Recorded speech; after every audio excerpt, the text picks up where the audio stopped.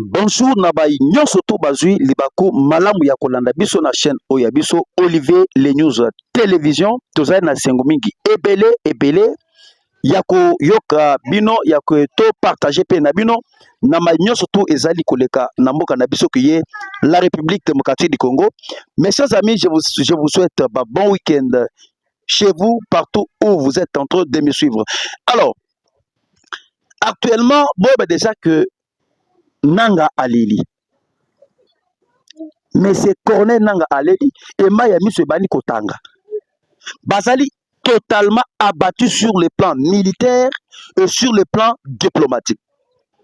Bon, tu koyoka comment est-ce que Bertrand Bisimwa Oyo Azali envoyé spécial ya Kakadmisa na kati ya Doha. Baleli et Bakei Kosenga et pas ya le mur du Qatar. Baleli na minute ndenge tozali koyebisa bino awo baleli epa l'émir du Qatar tozo kende wapi et si lelo oyo le président Tshisekedi andimeli biso te aboyi kaye de charge na biso toko kende wapi wana c'est Bertrand Bisimwa et est chargé des renseignements qui est colonel inakati ya armée rwandaise. Et toko yebisa bino na cahier de charge na bango oyo bango bapesi balobini na cahier de charge parce que na minute oyo vous avez suivi l'oppression des États-Unis d'Amérique. Les États-Unis d'Amérique a sali bango l'oppression a ebisi bango que il faut que tous les groupes armés oyo basali na sol congolais ba quitter RDC. On a parlé de l'Ouganda, on a parlé du Kenya, on a parlé du Rwanda. Et Tokotal Sebino na voyage ya monsieur Massad Bolos na kati ya Rwanda parce que jusqu'à présent rien n'a fuité. La toute première fois au monde un envoyé spécial il y a États-Unis d'Amérique se rend au Rwanda. Aucun message, aucune communication. C'est pour vous dire que le Rwanda est totalement fragilisé. Alors, pour y arriver, je vais vous dire en ce qui concerne leurs demandes comme cahier de charges. Oyo bango bakei ko présenter auprès de l'émir du Qatar. Si l'ennemi n'arrive pas à se retirer, tozali koyebisa bino ke toko kanga bango lokola bambinzo. Omoni bananga toko kanga bango lokola bambinzo. Parce qu'actuellement ils sont coincés. Sur le plan diplomatique, il n'y a pas même des armes qui n'arrivent même pas à Kanabango. Le lobo Zali Koyoka déjà na Walung, de terribles affrontements. Nous avons récupéré une village stratégiquement plein de minéraux, de l'or et des tintanes aussi des cassiteries pour récupérer Yango. Togoye Bisabino. Alors, avant d'avancer, on va d'abord vous dire, à ce qui concerne leurs demandes, comme cahier de charges, oh bango bake kopesa. Na cahier de charges na bango, bota nanu d'abord ndenge bato bazanga soni. Avant bango ba se retirer na ville à Goma, na ville à Bukavu. Ba présenter cahier de charges na bango et ils ont plaidé là-bas chez l'émir du Qatar. Et puis surtout le Tshisekedi va déblonner ce système. La pression que non, nous allons expulser Tshisekedi de pouvoir, nous allons mettre un régime militaire. Et le Basuki na nenga ko saranate. Le rébellion est l'ennemi. Oui bien go. Et pourquoi rébellion est l'ennemi? Bazali déblonné sur le plan diplomatique. Bisika financement ibanda ko hôtel. Alors na demande na bango comme cahier de charge basengi ya liboso boy. Le gouvernement congolais de payer l'argent utilisé pendant la guerre. Basengi pote gouvernement congolais afuta bango mbongo na bango oyo bango ba utiliser pendant une période ya bitumba ya Bukavu, pendant une période ya bitumba ya Goma. Vous comprenez comment est-ce que Munguna Asuki, vous comprenez comment est-ce que Munguna Azali totalement fragilisé. Ezali Masekete. Bakanisaki que Tshisekedi Azali Mobutu. Azali Mobutu. Mundele atalaka intérêt là où il y a les intérêts. S'il n'y a pas les intérêts, Mundele akoki koyate. Tofutela bango mbongo. Est-ce que biso nde totindaki bango na rébellion? Parce que na minute au bobi de ce que Kabila azali kosala bena pression.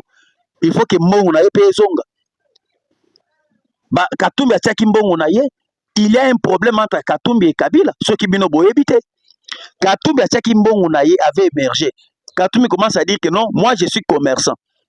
Natiaka mbongo na ngai na ba business. Natiaki mbongo croyant que non, bozo kwesa Tshisekedi. Tozo zongela au pouvoir. Nazongela ba carré minier na ngai, na bande ko exploiter ba carré minier na nga. Mais lelo sikoyo makambo ya coup d'état esimbité. Ndenge makambo yango esimbité ya rébellion. Il est censé bena bazongela mbongo na ye. Ils ont perdu la boussole. Bon, comment est-ce que l'ennemi a perdu la boussole?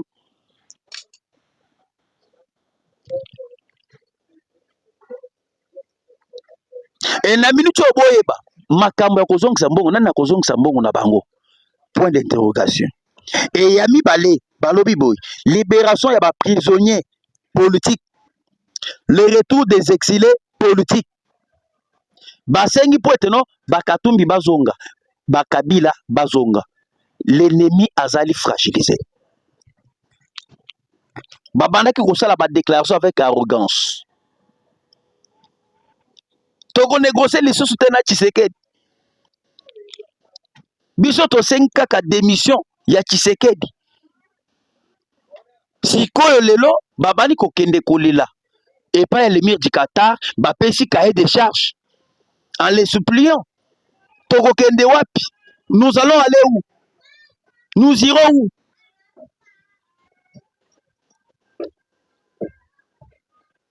Katumbi azonga Kabila zonga. Basengi kuna. Vous comprenez que donc, l'autorité morale et AFCFLF Congo bazali kobima un par un. Basengi dialogue avec le gouvernement et l'opposition armée et non armée, avec les médiateurs qui est l'église catholique. Basengi poete dialogue et salima. Batu oyo bako kamba dialogue wana oya médiation bato bako sala ba médiateur. Bakamata église catholique. Et tout ça, le dialogue, n'a pas groupes armés, dialogue, n'a pas hommes politiques. Vous comprenez que l'ennemi est au bout. Et vous qui déjà qu'il y aura un médiateur qu'on a proposé.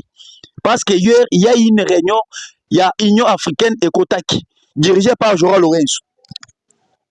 Comme Lorenzo fut médiateur, Lorenzo a déjà démissionné et on a soulevé que, comme proposition, le président togolais puisse être le nouveau médiateur. Il y a conflit entre le Rwanda et la RDC. Bon, on n'est pas de là. Mais ce qui m'intéresse d'abord, tout évoluer. Tout toucher maintenant, point, il y a Massa de Bolos ou Akendaki Nakacha Rwanda. Quel a été le message de Massa de Bolos Nakacha Rwanda? 5 points de partage, il y a 50%, il y a poste. Il y a portefeuille. C'est-à-dire, tout ça la partage au sein, il y a une entreprise, il y a l'État, tout Kabolana, bango 50-50. Tu sais que tu peux matata o wapi. Bon, tu sais que Azali trop matata. Qui va vous donner tout ça, tout ce que vous êtes en train de revendiquer là? Bon, espérer et l'autre côté. Parce que la minute où beaucoup de ça que les États-Unis viennent d'accepter le duel entre la RDC et les États-Unis. Est-ce que vous êtes informés? L'administration américaine va approuver projet, il y a corridor, il y a Lobito, oh, il y a Londa. Oh, boyoka qui ancien président des États-Unis d'Amérique, John Biden, a quitté Nakacha Otobengi, Angola, oh, bakenda ko signa. Va approuver et dans 2 mois, d'ici là, dans 2 mois, ils vont financer l'argent pour s'investir ici, Nakacha, République démocratique du Congo. bakati bango de souffle na Belgique. Belgique a bango na embargo. Il n'y a pas moyen que bazo minduki. Yango moni baké na lombango na Qatar, ils ont allé pleurnicher. Mais na proposition na bango basengi ya suka.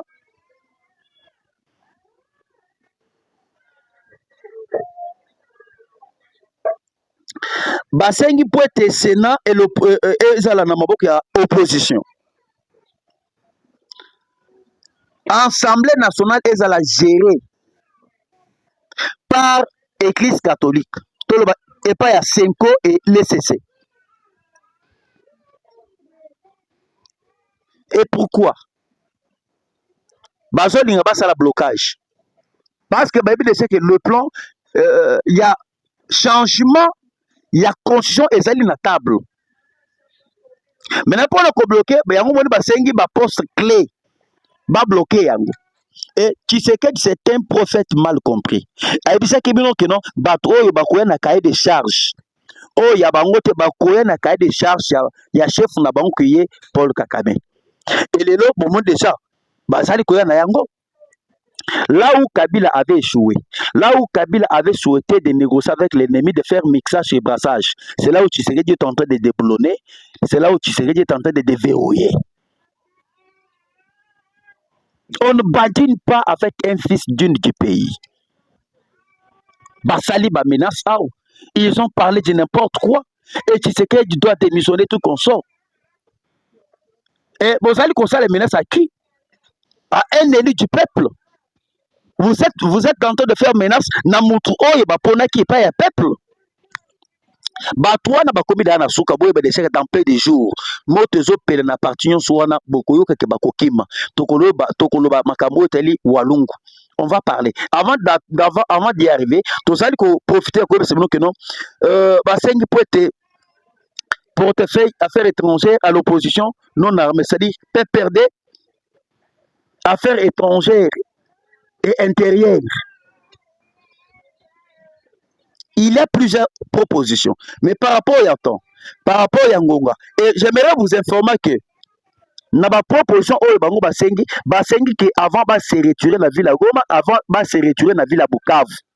Ba rassurer bango, ba njibela bango. Yango tozali ko c'est que non, il n'y aura pas une solution. Ya kito pesa bango ba poste nyonso oyo. Ba Rwandais baya kofanda awo baya bakeno to ko frapper nde bango boki comment est-ce que to servir bango les solobi na walungu nous avons récupéré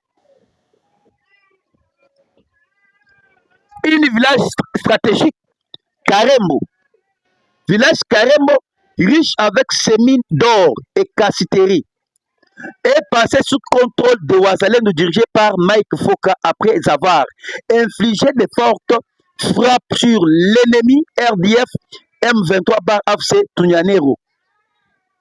Le village est totalement et désormais congolais. L'ennemi a perdu plusieurs de ses hommes et a été incapable de quitter la zone avec ses blessés qui ont ensuite été capturés par nos voyants Ouazalendo. To frapper ennemi bakomi na difficulté à kokima bango moko. Ndenge bakatanaki makolo bamitiki bakangi bango na maboko tokangi bango lokola babinzo toyebisaki bino ke le Congo d'aujourd'hui n'est pas le Congo d'hier. Et j'aimerais vous informer que mes chers amis bandeko balandi nyonso ya Olivier les News Télévision, Massad Bolos est passé par le Rwanda na arrivé à Massad Bolos. Est-ce que vous avez suivi? Mais makamboleki na ba média na bango Kagame a interdire mutu ata morote a publié makambo et leki kuna na kati ya Rwanda.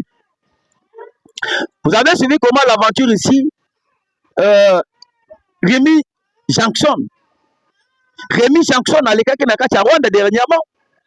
Vous savez comment est-ce que vous avez suivi comment est-ce que ba publicité est belé ya Rwanda. Et l'aventurier là Rémi Jackson oyo akendeki na kati ya Rwanda, vous avez suivi comment est-ce que ba publicité yango ebele comment est-ce que il avait parlé toujours dans les comptes du Rwanda. Et aujourd'hui je vous informe depuis que Massad Bolos est passé là, est-ce que bino boyoki ata média moko lobele yango? On a dit au Rwanda de retirer ses troupes à l'est de la RDC. Alors mes chers amis bande ko balandi ya koloba ezali vraiment ebele. Tokutana bino na deuxième étape ya émission na biso mbala kiasima bye.